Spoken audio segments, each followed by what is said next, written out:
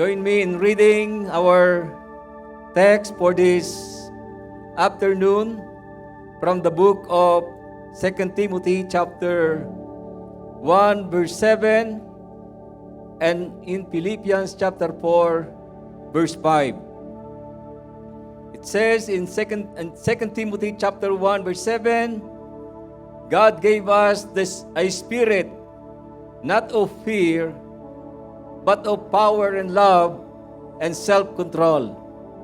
Philippians chapter 4 verse 5, let your gentleness be evident to all. The Lord is near. And may the Lord add a blessing to the reading of His Word. You may be seated. And can we give a best clap offering to our God? Hallelujah. Praise God, praise God. Supurihin po ang Diyos sa panibagong araw, sa panibagong linggo, at sa panibagong buwan na ibinigay po sa atin ng ating Panginoon. Tayo ngayon po ay naroon na sa ating kalagitnaan ng 2026. And I would like to congratulate all of you na tayo po ay patuloy pang narito. Amen? Praise God. At narating natin yung kalagitnaan, wala na hong babalik. Amen po ba? Amen? Tayo po ay magpapatuloy. Amen po ba? Praise God. So, meron din po tayong bagong team. At ang team po natin is Breakthrough Gentleness that Heals. Praise God. At ang ating hong title for this afternoon ay The Importance of Gentleness or the Value of Gentleness. The value of gentleness or the importance of gentleness. At dito po, sa atin po pag-aaral, I just would like again to borrow the word of St. Paul in Philippians chapter 3, verse 12, that not I have already obtained all this, or have already arrived at my goal, but I press on to take hold on that for which Jesus Christ took hold of me. Sabi po niya, hindi dahil sa ako ay ganap na. Hindi dahil sa ako'y ganap na at nagawa ko na ang lahat ng bagay na ito. Tayo pong lahat, I believe, ay narito upang mag-aral sa ating Panginoon. Amen? Amen.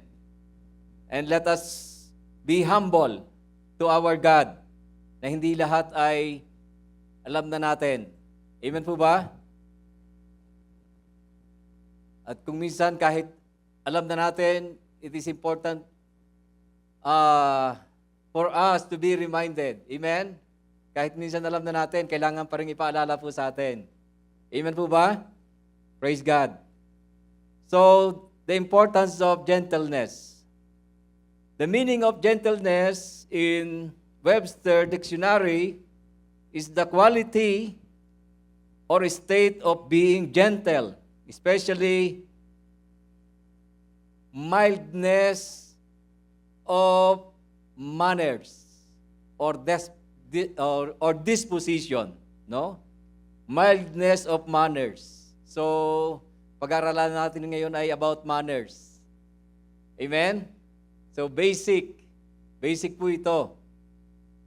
Kahit nung tayo po elementary, di ba? Marahil may mga nakaabot pa ho sa inyo nung subject na good manners. Amen? Tinuro ho sa atin yon at the same time, yun ho ay atin hong pinapractice, itinuturo din natin sa ating mga anak. No? Mildness of manners or disposition. So the biblical meaning of gentleness listed among is listed among the qualities described as the fruit of the Spirit. Represents a disposition of humility, mildness, and patience that flows from a heart transformed by divine grace. From the Greek term often translated as gentleness, sabi po dyan ay from the Greek word protest, hindi ho protest, protest, carries connotation of controlled strength. Hindi basta basta lakas lang o tapang, controlled, but controlled strength. An intentional restraint that protects and cares for others rather than asserting self-interest. As part of our introduction, sabi po dyan, gentleness is calm, caring strength that reflects Christ's meek and loving heart. It tempers strength with mercy, opening hearts to God's Spirit. Breakthrough gentleness is the key to bringing healing to every kind of wound, restoring hearts and relationship. Alam niyo po, mahalaga po ang characteristics na ito or attributes na ito. Ito po ay isa sa bunga ng Espiritu, the fruit of the Holy Spirit, like other core, doon sa fruit of the Holy Spirit, like faithfulness, kindness, goodness. Kailangan ito po ay ma-develop. Amen? Kailangan ito po ay ma-cultivate natin bilang tayo po ay mga Kristiyano at mga anak ng Diyos. Una sa lahat, I would like to share about about gentleness. Understanding about gentleness. Gentleness or meekness is how we humbly endure wrong without retaliation. So in our next slide is understanding gentleness.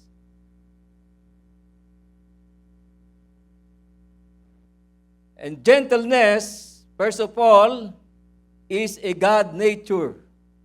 It is God's nature. The following verses na gusto ko pong basahin, una po, sa Psalms chapter 18 verse 35, minimension po ni King David about the gentleness of God.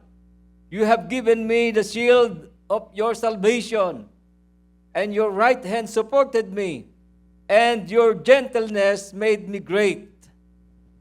Same thing in 2 Samuel chapter 22. Wala po sa akin PowerPoint. 2 Samuel chapter 22 verse 36. You make your saving help my shield. Your help has made me great. And in Isaiah chapter 40 verse 11, he tends his flock like a shepherd. He gathers the lambs in his arms and carries them close to his heart. He gently leads those that have young. So this is God's nature. As we can see his nature, God desires to restore and guide his people with love rather than force. Wala naman pong dito na pinuwersa para makakilala sa Panginoon. In fact, God is inviting you and me. Amen? Hindi niya po inalis sa atin yung ating freedom to choose. Amen?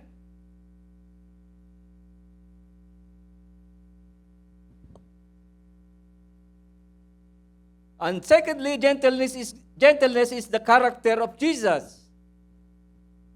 And we can see that in Matthew chapter 11.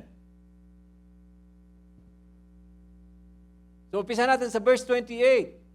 Sabi po dyan, "Come to me, all you who are weary and burdened, and I will give you rest." And verse 29, take my yoke upon you and learn from me, for I am gentle and humble in heart. You will find rest, and you will find rest for your soul. So makikita po natin, again, that Jesus is inviting us. Amen? Hindi niya tayo tinatakot para tayo ay lumapit sa Kanya. In fact, Kanya pong inaanyayahan yung mga nanghihina, to those who are weary and burdened. And He said, I will give you rest. Take my yoke upon you and learn from me, for I am gentle. Sabi po niya, for I am gentle and humble in heart, and you will find rest for your souls. And we can see in this verse that Jesus Himself is an example of gentleness. So He invited us. He said to come, no? He said, come. Hindi niya po tayo pinupwersa. So Jesus showed compassion for the broken. He modeled radical empathy to the children. Yan po yung karakter ni Jesus.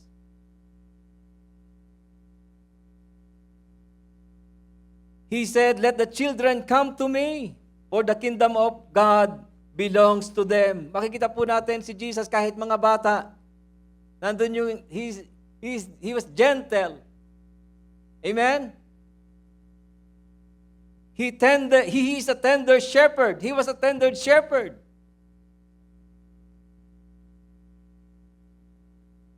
While he was gentle, he was never passive.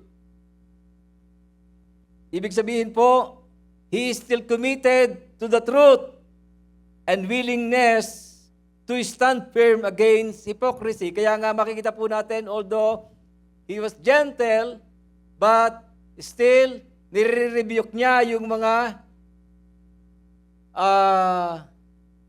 hypocrite, mga Sadducees and Pharisees. Ibig sabihin, yung gentleness, it is not a weakness. No? Hindi naman siya yung ito-tolerate niya yung mali. Kaya nga, although he was gentle, nakita rin natin at nabasa din natin na he thrown, di ba? Ipinagtauban niya yung mga table ng mga nagtitinda doon sa templo. So he knew how to be gentle and how to be strong. Amen? He is still committed to the truth. He still willingly stand firm against hypocrisy. And number 3, gentleness is fruit of the Holy Spirit. Makita po natin yan sa Galatians chapter 5, verse 23.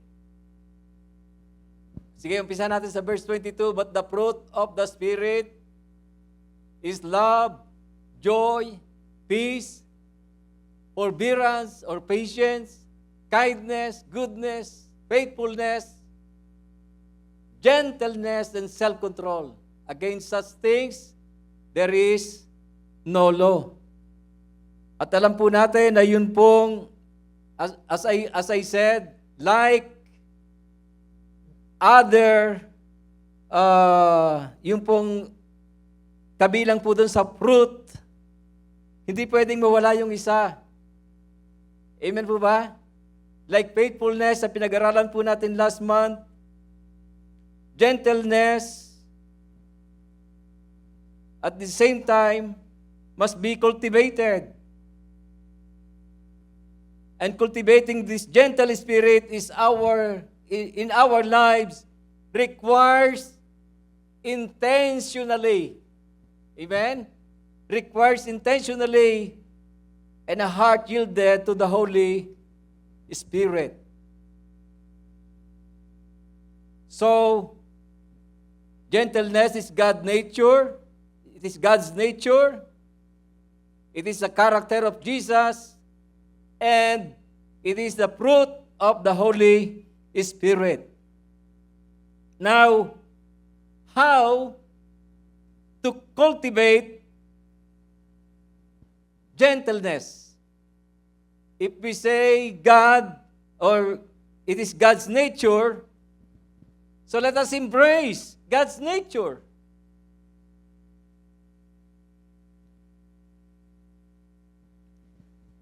So gentleness is something you need to decide to cultivate in your life.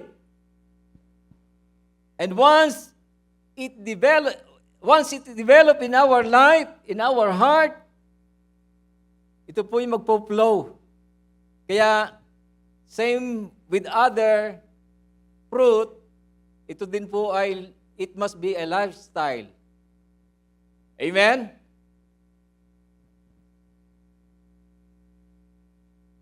Kung ito po ay karakter ng Panginoon, it must be our character. And we cannot pretend. No? We cannot pretend now that we are gentle. Why?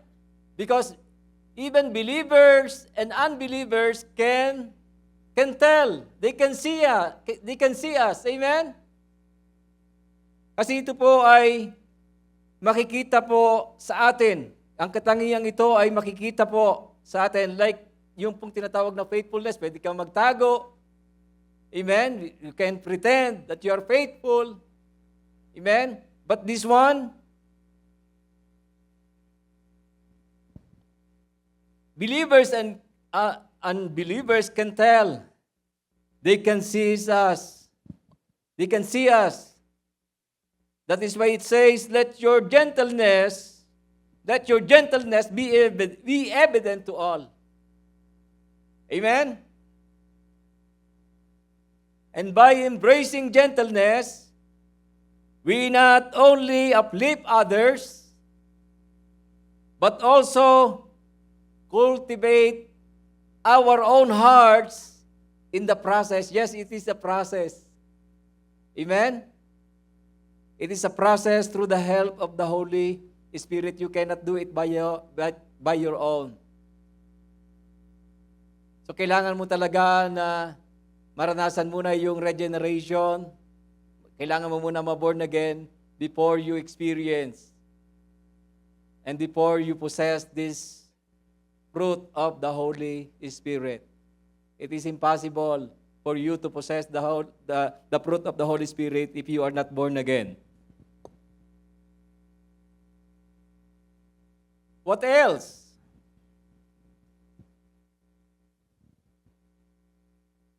So after you embrace God's nature, we must walk in the Spirit. Amen? We must walk in the Spirit. According to Galatians chapter 5, verse 25. Since we live by the Spirit, let us keep in step with the Spirit.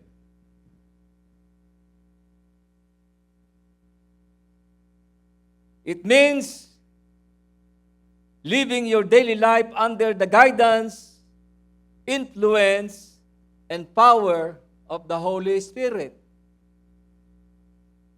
Dapat naka-align tayo doon sa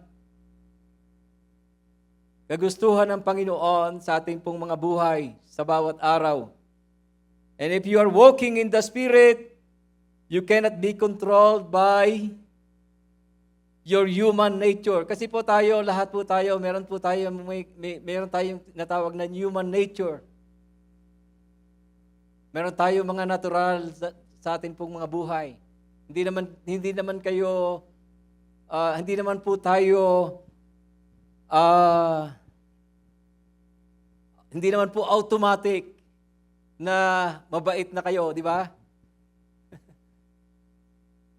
Simula lang nung tayo na born again, saka talaga tayo, at nung tayo nakakilala sa Panginoon, saka lang po talaga nabago ang ating mga buhay.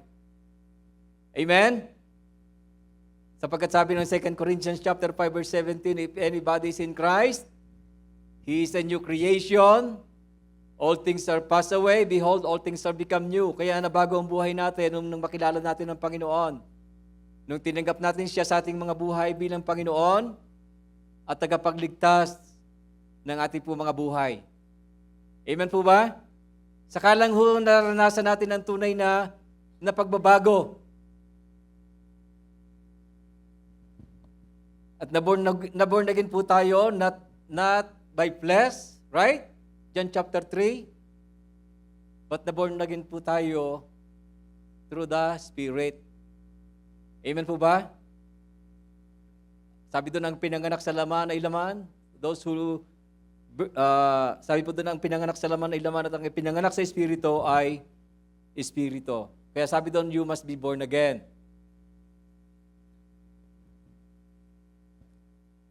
So if we are walking in the Spirit, you cannot be controlled by your human nature or flesh. Ano ba yung flesh? Di ba? Sabi ng Galatians chapter 5, bago ho yung fruit of the Spirit, sabi ng Galatians chapter 5,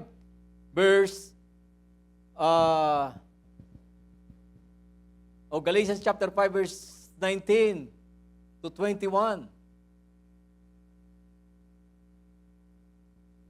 Galatians chapter 5, verse 19, the acts of the flesh are obvious: sexual immorality, impurity, debauchery, idolatry, witchcraft, hatred, discord, jealousy, fits of rage, self-ambition, dissensions, factions, and envy, drunkenness, orgies, and the like. I warn you, as I did before, that those who live like this will not inherit the kingdom of God. So that is the human nature. That is our human nature. So why this is important? Many Christians still struggle, even they say they are Christians. Amen?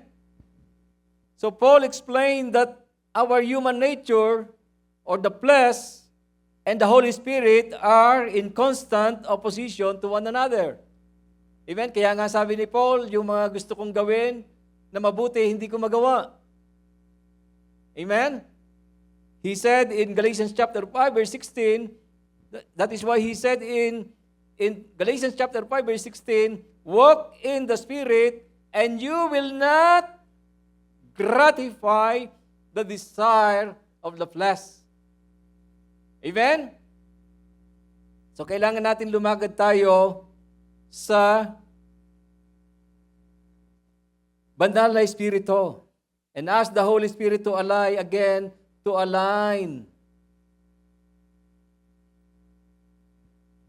your daily habits, thoughts, and action, including speech, your choices of words, nang naaayon sa kagustuhan ng ating Panginoon. So yun pong choices of words is really important. Even the tone, di ba? Kaya madalas ko sinasabi, hindi po ako galit, nagpapaliwanag lang. Kasi nasanay po kami na malakas po talaga yung boses ko, no? Kasi nung maliliit pa po kami, talagang yung tatawagin ka lang doon sa pagkain, kumbaga parang nag-aaway na. No? Pag nag-uusap pa lang. So yun yung nakasanayan, nakalakihan ko. Kaya sabi ng asawa ko, kapag nag-uusap kami, tayong dalawa lang magkausap. Kaya madalas ko sinasabi, hindi ako galit, nagpapaliwanag lang. Pero, nadidevelop, amen, nakukultivate para hindi tayo ma-misinterpret. Amen?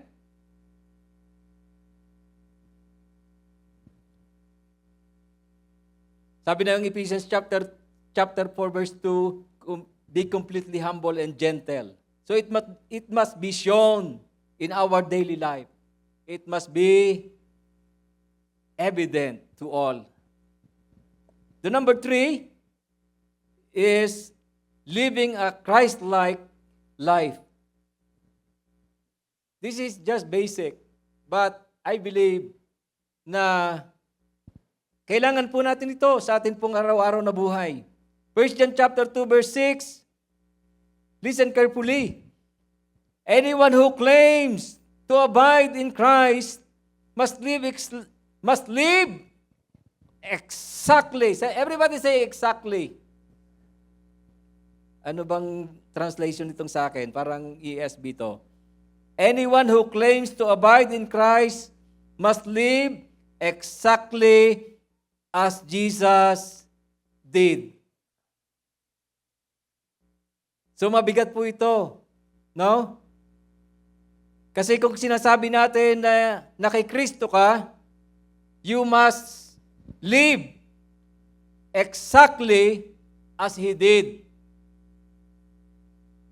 Mabigat po talaga ang title na Christian. Lagi ko po itong sinasabi. Bakit po? Kasi yung title na Christian, dapat taglay mo yung katangian ni Kristo. Yung karakter ni Christ. Hindi naman pwede na Kristiyano ka pero nagpalamura ka, di ba? Amen? Kaya sabi doon, dapat taglay natin ang katangian ni Kristo. You must possess the character of Jesus.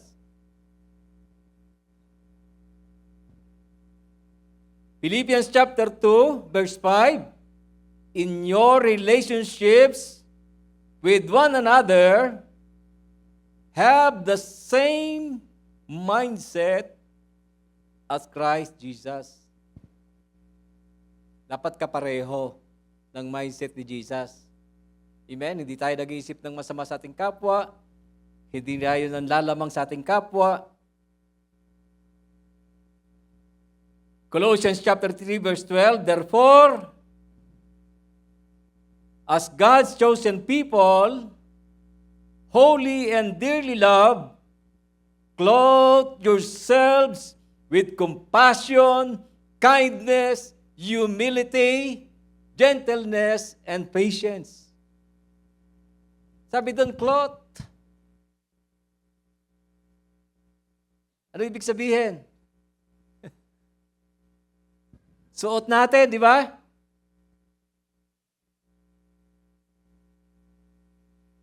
Taglay natin yung mga katangian na yan. It must be a lifestyle, not only inside the church. Kaya madalas sabi daw nung anak, pag nagagalit yung kanyang mother and yung kanyang parents, sa church na lang kaya tayo tumira. Kasi doon ang bait mo. Pwede po ba yun na sa church lang tayo mabait? Amen? Pansinin natin pag nandito tayo, di ba? Lahat tayo magalang. Tingnan niyo yung mga young people, di ba? Lahat sila nagbe-bless. Oh.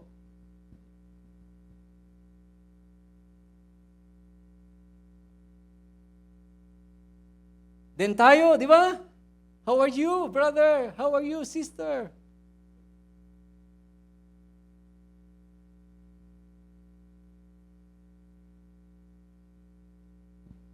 So it must be a lifestyle, not only inside the church, but wherever you go.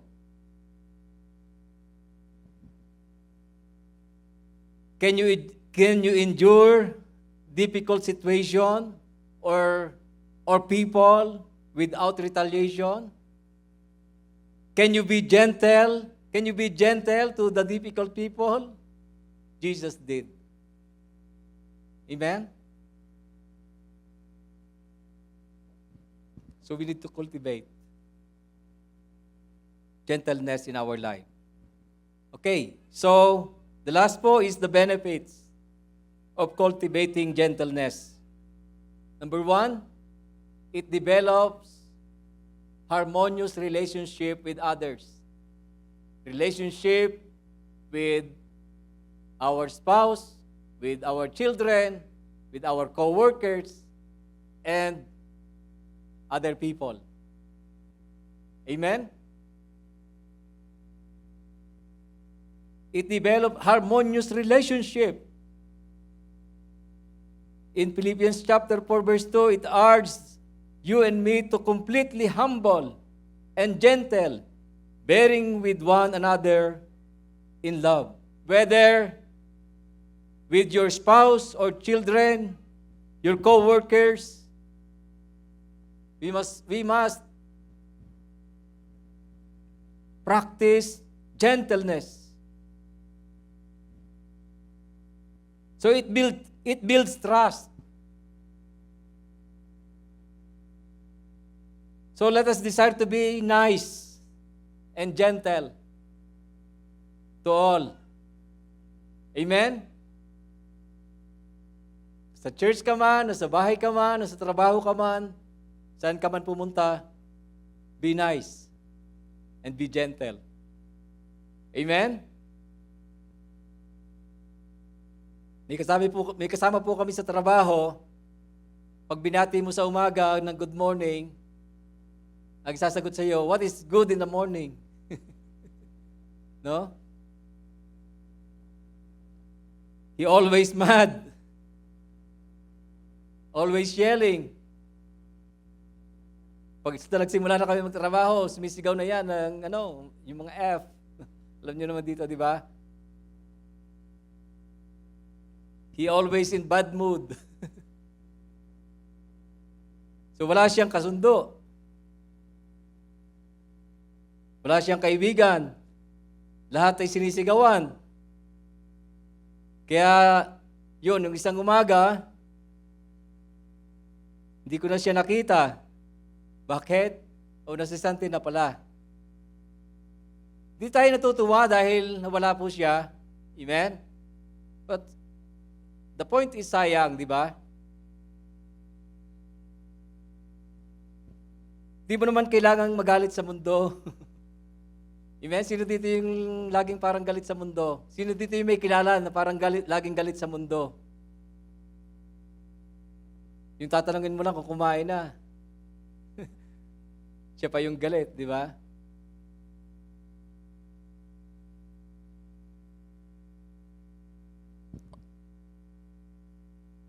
Kumpare, even sa trabaho, kasi madalas ko na ikwento yun sa trabaho kasi halos mas maraming oras tayo nandun kaysa bahay. No? Yung mga katrabaho natin, mas matagal natin kasama kaysa ating mga asawa, sa ating mga anak. Madalas may mga katrabaho tayo na parang kasosyo ng may-ari. Kapwa mo lang naman ang empleyado, di ba? Tama ba? Kaya kung may katrabaho kayo na nagkamali, huwag tayong mag-act as parang kasosyo tayo ng may-ari. Amen? Pwede naman pong itama yung mga mali, di ba? Amen? Tamang paraan, in proper way. Di ba? Hindi yung sisigawan. Nalala ko nung bago pa lang ako sa trabaho, doon sa aking unang trabaho. Di ba? Pilipino pa naman. No? Masungit.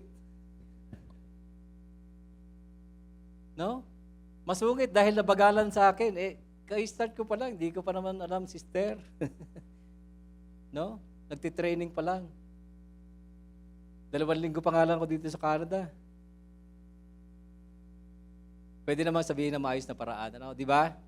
Kaya pag may mga kasama kayong bago, don't give them yung pong, hard time. No? Parang kayo yung may-ari, parang kayo yung manager. Pareho lang naman kayo ng sweldo. No?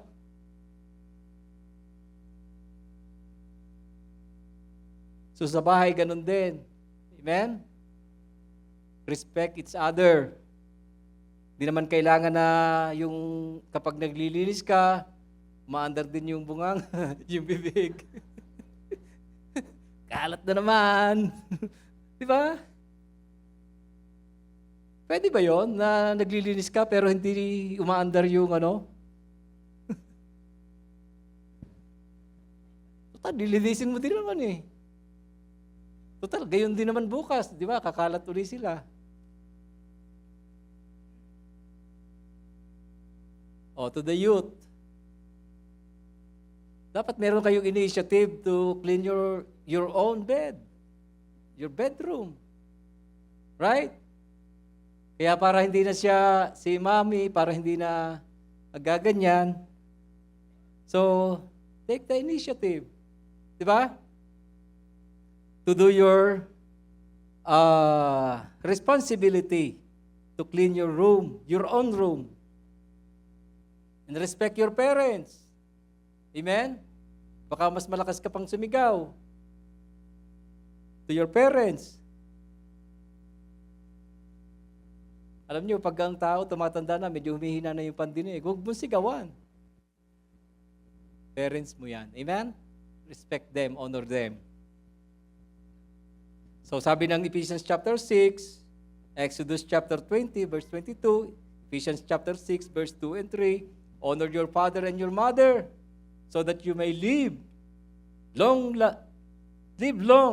in the land the Lord your God is giving you.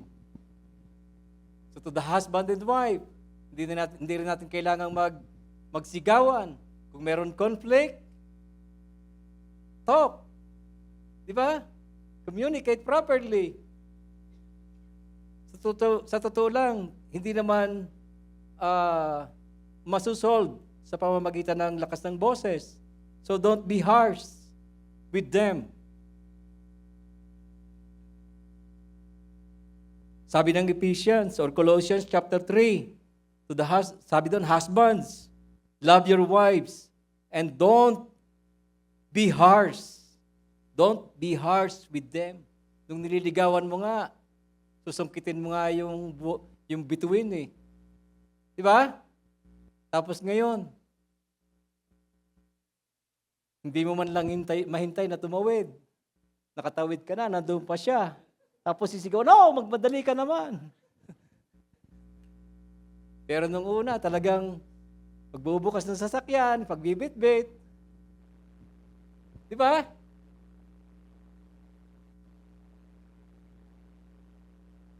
Nasaan na yung gentleness? No? Pasungkit-sungkit ka pa ng buwan.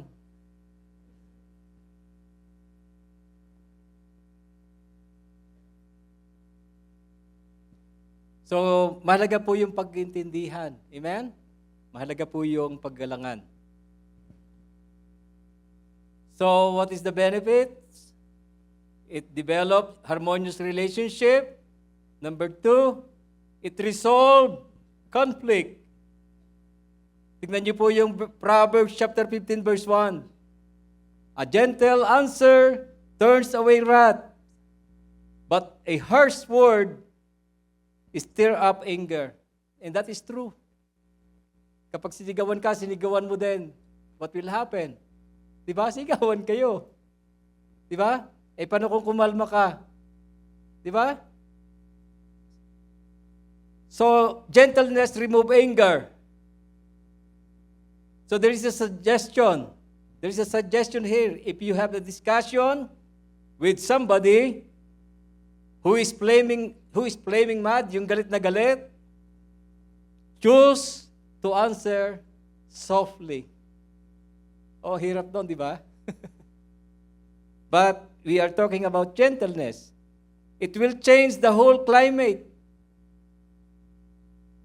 Let him or her finish, then simply respond slowly, softly, and confidently. Instead of adding fuel to get worse the situation by responding harsh words, make a gentle response to calm the atmosphere and prevent unnecessary emotional damage. Kaya yung problema na maliit lang ay lumalaki is because of even sometimes yun nga po yung tone natin, yung the way we talk, di ba?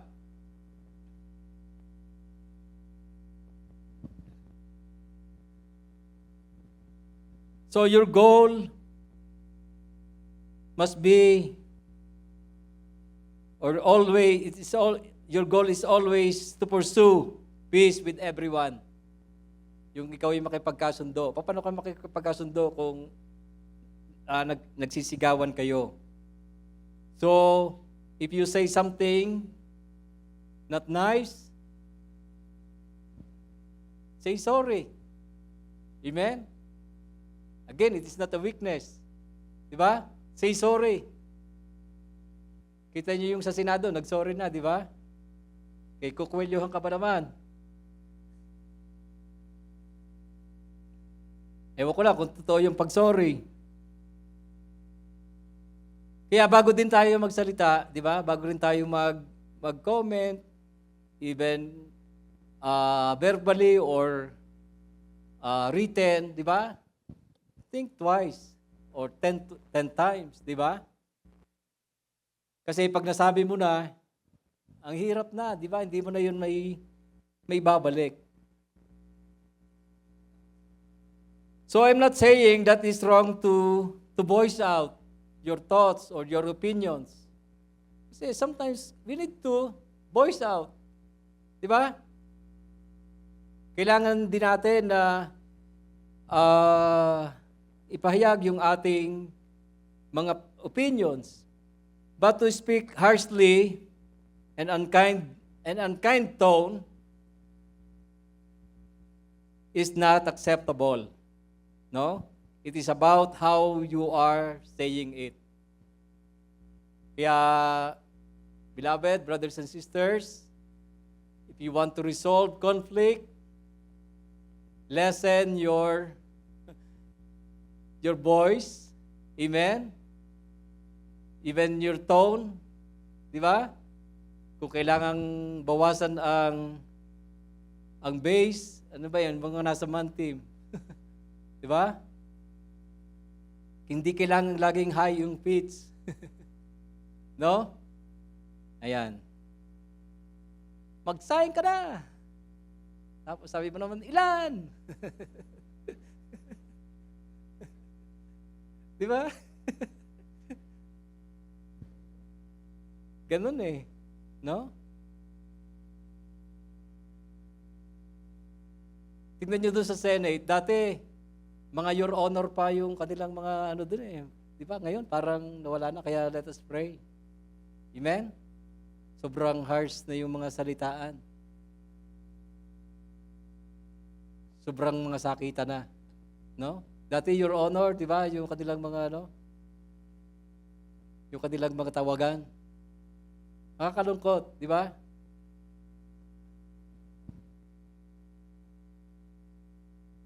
So, if you are both in a high tone, what will happen? The tension will become higher and getting worse. You can never resolve problems when you are both angry. So, and when nobody gives way. Kaya yung give and take, mahalaga din. Amen? With regards to gentleness. And when you become gentle, that's not mean you lose. Diba? Kung nagbigay ka, hindi ibig sabihin talo ka. Amen? But it will open the opportunity to talk properly. Maghintay tayo ng right time para magkaintindihan. And thirdly, And this is the last. Gentleness respect and credibility. Proverbs chapter 29, verse 11, fools give full vent to their rage, but the wise bring calm in end. So when you speak harsh and sarcastically, you lose credibility. Why? Because we are Christians. Amen?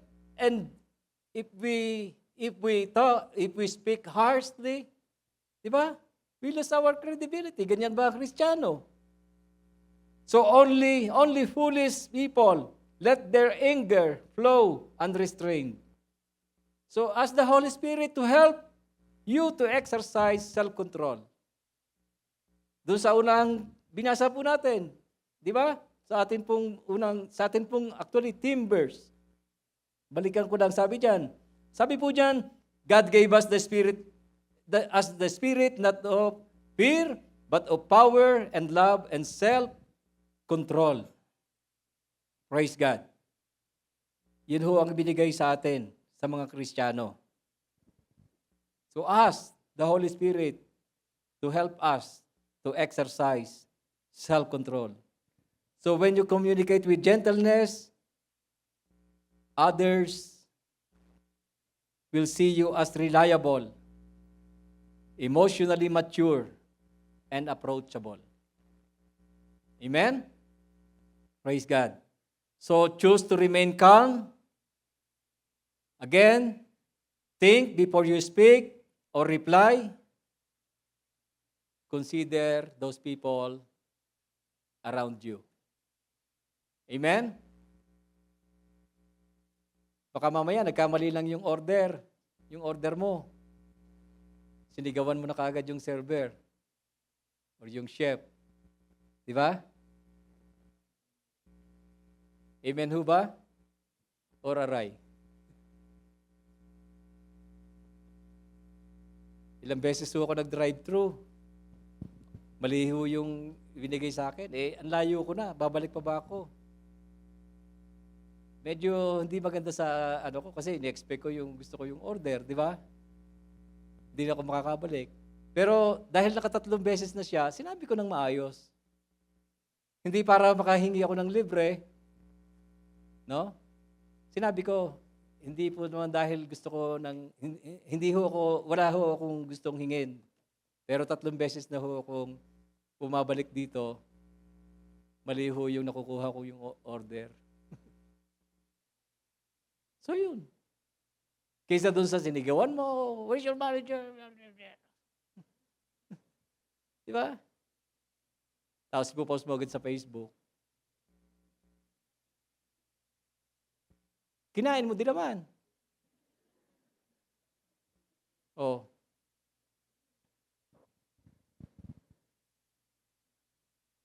So I hope makatulong po ito, mga kapatid, in order for us to grow in our maturity as a Christian. Amen? We need the fruit of the Holy Spirit. Amen po ba? Kung napansin nyo, hindi sa isa, di ba? Nagsimula sa breakthrough hope, breakthrough love, breakthrough kindness, goodness, faithfulness. Ngayon, gentleness. Amen? Praise God. And as I conclude, gentleness should not be mistaken for weakness. Hindi po ito kahinaan. So don't ever think that you are loser. Remember, it is strength under control. So we as believers must walk with all gentleness. And again, kagaya nung ating binasa kanina, breakthrough gentleness is the key to bring healing to every kind of wound, restoring hearts and relationships. These attributes will never be ours unless we make the choice to yield the Holy Spirit. Gentleness become ours when we give Him the permission to work in our hearts. Let us admit to our God, Lord, I cannot do it with my own. I need you. Amen? I need you. I ask you, Lord, Holy Spirit, to change my heart. Amen? Let us desire to grow deeper every day. Amen? Dapat nag-grow tayo every day. Dapat ang ano po natin, pataas. Saka forward, hindi po patras. Amen? Let us go forward.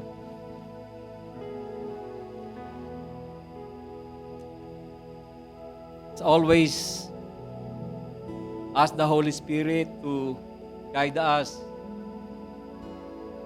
for His will. So, sa mga kilos natin, sa mga salita natin, no? Lagi nating evaluate ang ating mga sarili. Lord, tama ba yung ginawa ko?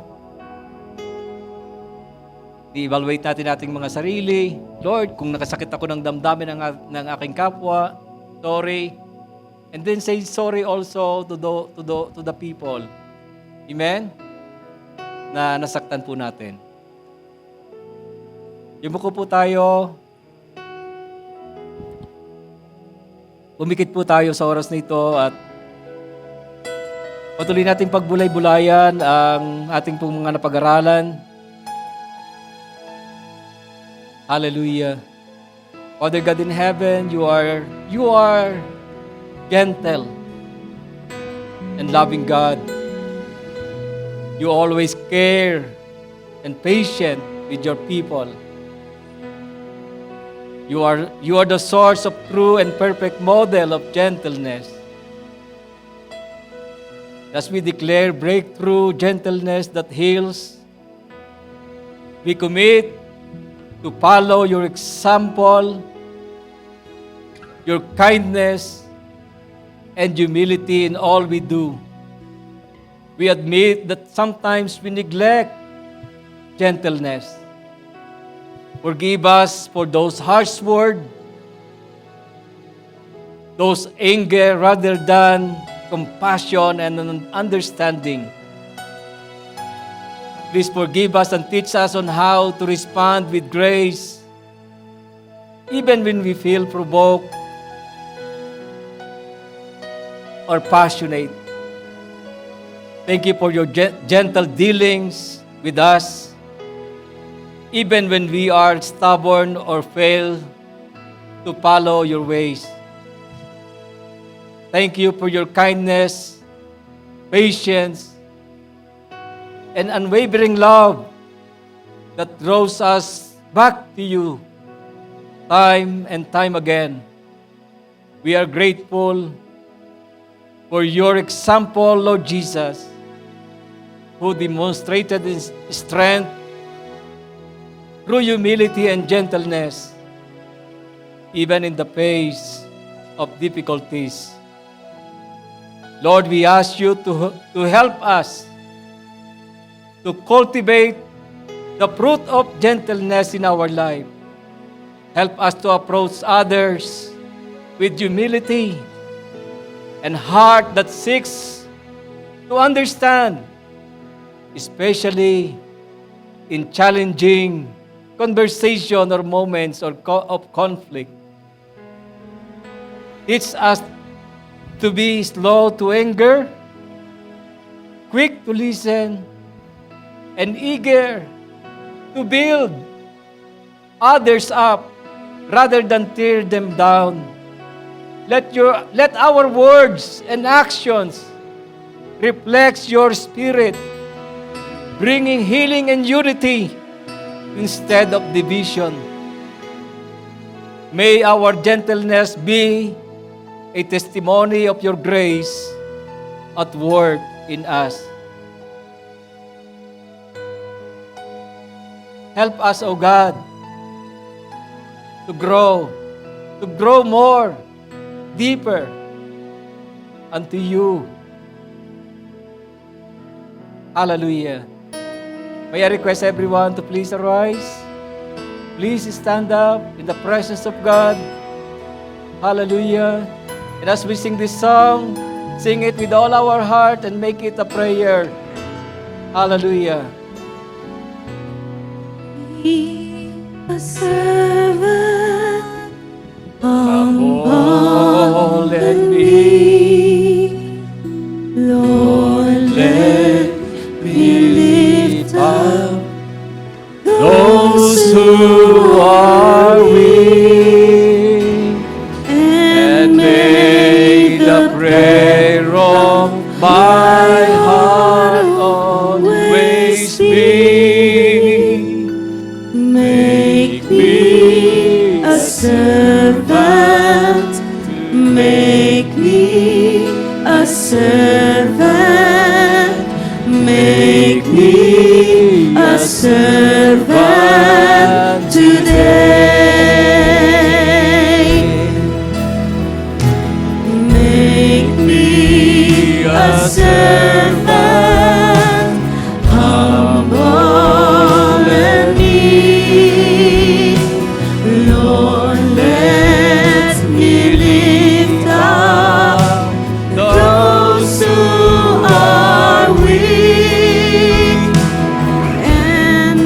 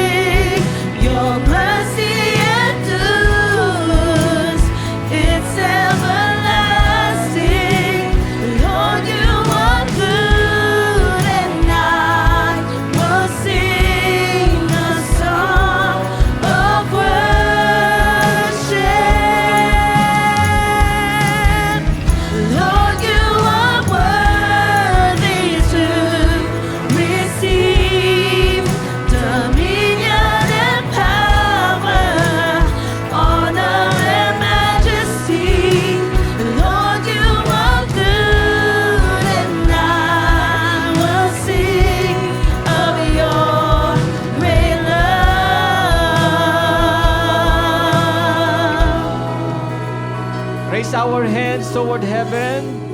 Hallelujah.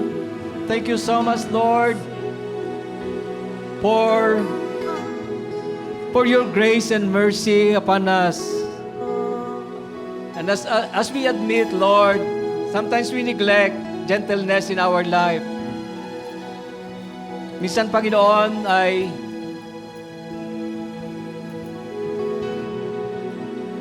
nakakalimutan po namin. Hindi namin nako-consider the people around us, O God. Nakakapagsalita po kami ng masakit. Nakagagawa po kami, Panginoon, ng labag sa kalooban mo at sa kalooban ng aming kapwa. Hallelujah. Nakasakit po kami, Panginoon. Kami rin po ay nasaktan, O God. And once again, as we declare breakthrough, gentleness that heals, I pray, O God, for healing. Release your healing upon every heart of your people. Sa lahat ng mga nasaktan, Panginoon, dahil sa masasakit na salita, sa masasakit na narinig po namin, hallelujah, I release healing, Lord, upon them. Yes, in the name of Jesus, Holy Spirit, continue to move upon their life right now. And oh God, once again we pray, help us, oh God, to live align your will, oh Lord.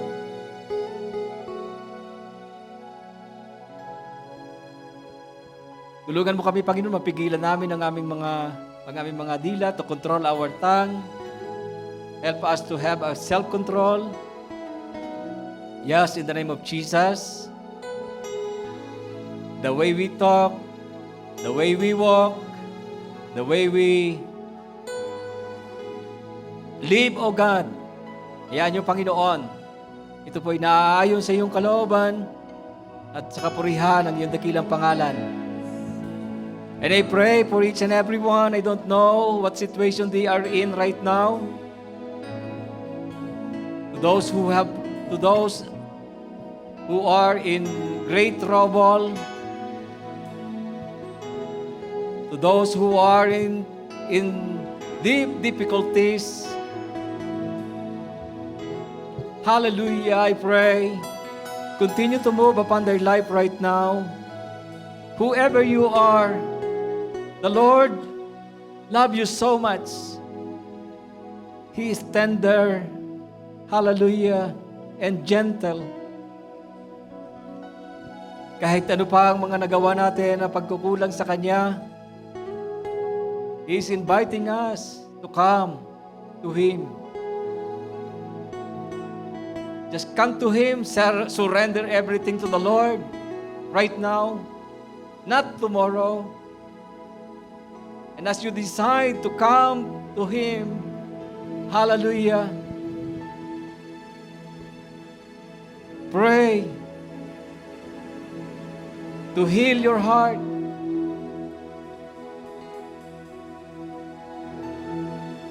Na itama ang ating mga puso. Hallelujah. And Lord, I pray, alisin mo ang anong mga hadlang sa aming mga buhay. At hayaan mo sa oras na ito, Panginoon, kumilos ka, O Diyos. Touch your people at anuman ang kanilang pangangailangan right now. Prove unto them that you are our God.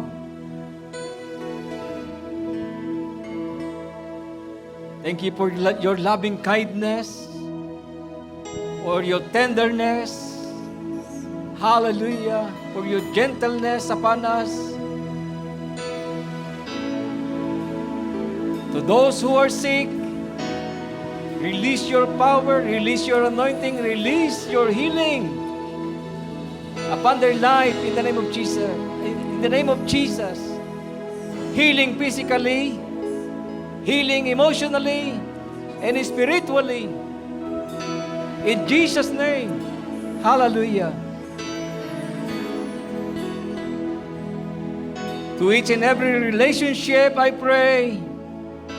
Hallelujah. For the husband and wife, the spirit of understanding be upon them. Hallelujah. Kung meron mang mga problema sa relasyon, I pray, O God, to bind them with your love that cannot be broken.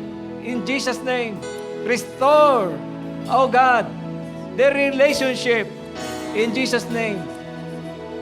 Even to their relationship to their parents, relationship to their children. Restore, O God, in Jesus' name. Hallelujah, hallelujah. And help us to cultivate and exercise gentleness in our family, even in the church, even in our workplace. Make us, Lord, an instrument.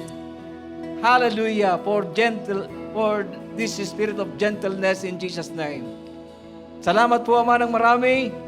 At sa oras na ito, O Diyos, patuloy namin, O God, na inaangkin ang katagumpayan. Salamat sa kaligtasan, salamat sa kagalingan, salamat, Panginoon, sa iyong malayang pagkilos sa aming mga buhay. Inaangkin namin ang lahat ng tagumpay, ibinabalik namin sa inyo ng maingat ang lahat ng papuri, parangal at pagluluwalhati sa pangalan ng Panginoong Jesus. And everybody say, Amen. And Amen. Praise God, praise God. Hallelujah. Sige po, pwede bang maupo po kayo sandali, and we will go through our Holy Communion. Praise God.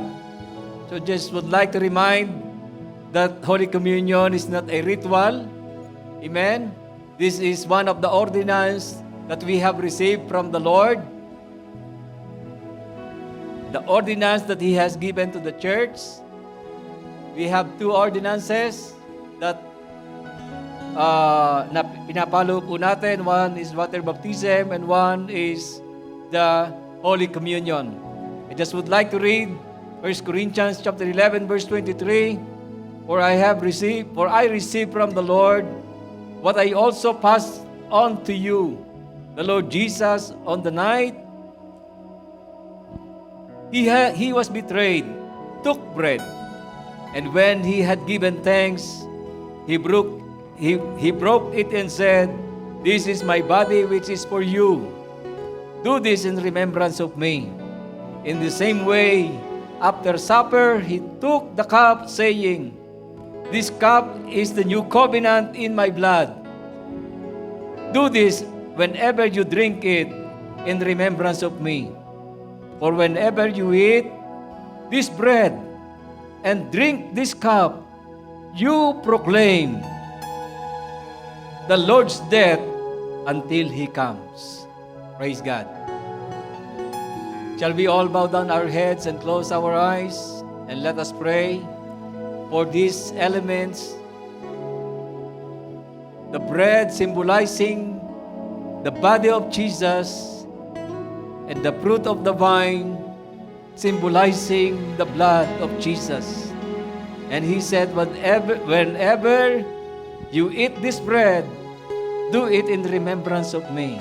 And whenever you drink this cup, do this in remembrance of me. Hallelujah, hallelujah. Father God in heaven, I pray, continue to bless these elements, the bread and the wine, O God, symbolizing your body and your blood.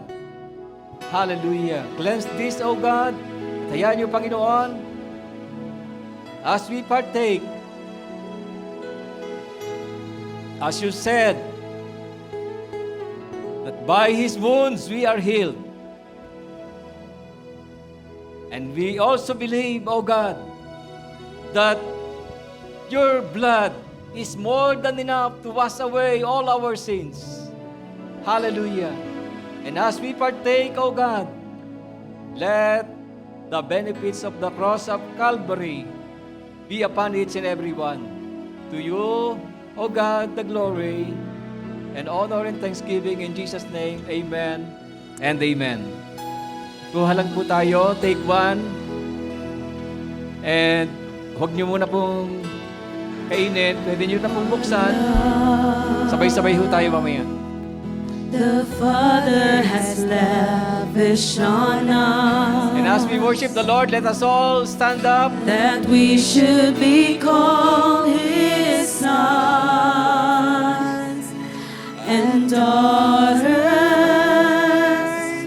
precious in His sight. Greater love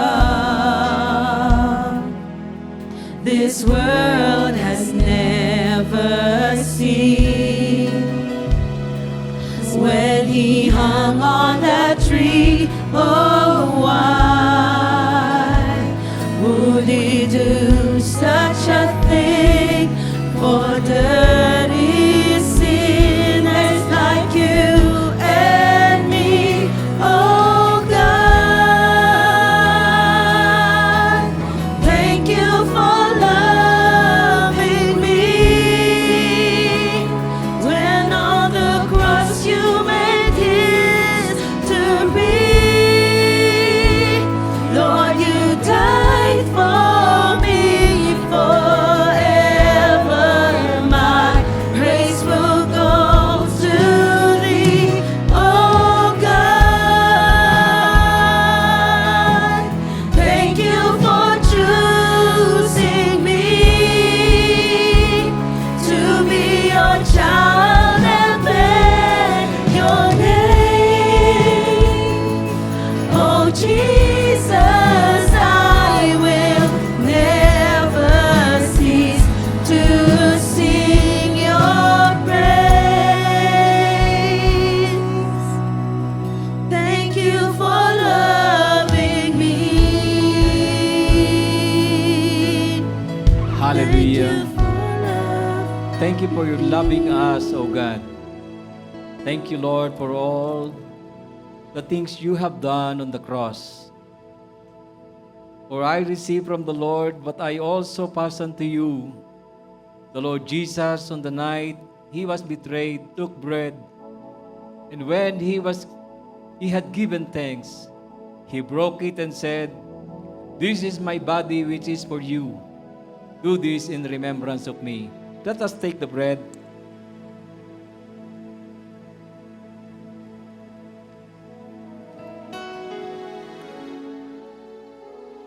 In the same way, after supper, he took the cup, saying, "This cup is the new covenant in my blood. Do this in remembrance. Do this whenever you drink it in remembrance of me." Let us take the fruit of the vine, symbolizing the blood of Jesus.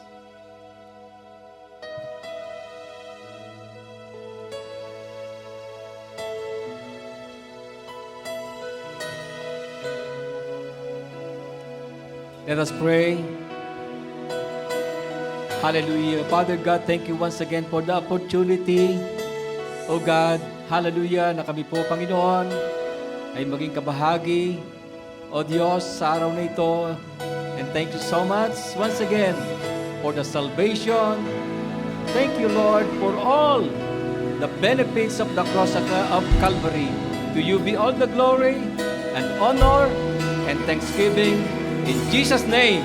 Everybody say, Amen and amen.